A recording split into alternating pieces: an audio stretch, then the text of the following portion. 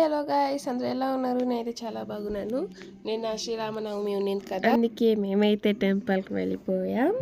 మేముండే ప్లేస్లో రాముని టెంపుల్ ఒకటే ఉన్నింది గాయ్. మా ఊర్లో ఒకే ఒక్క రాముని దేవస్థానం కాబట్టి ఎంత బాగా అలంకరించారో మీరే చూడండి.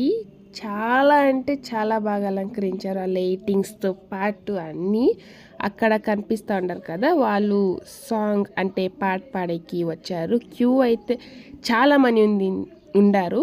టెంపుల్ అయితే చూసేకి చిన్నగా ఉంది, కానీ క్యూ మాత్రం చాలా ఉన్నింది మేము వెళ్ళినప్పుడు. ఇక్కడ చూడండి, మీరందరూ వెళ్ళారా టెంపుల్కి?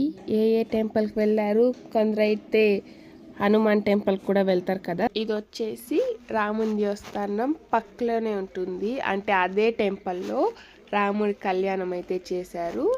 అది ఇదే గైస్.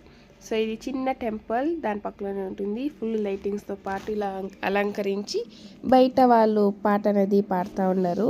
చాలా అంటే చాలా బాగా అలంకరించారు.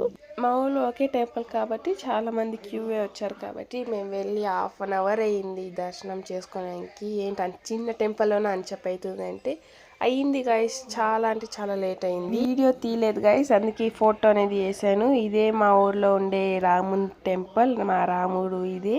ఎలా అనిపించింది ఈ వ్లాగ్? మీకు నచ్చితే అయితే like, share and subscribe. Bye.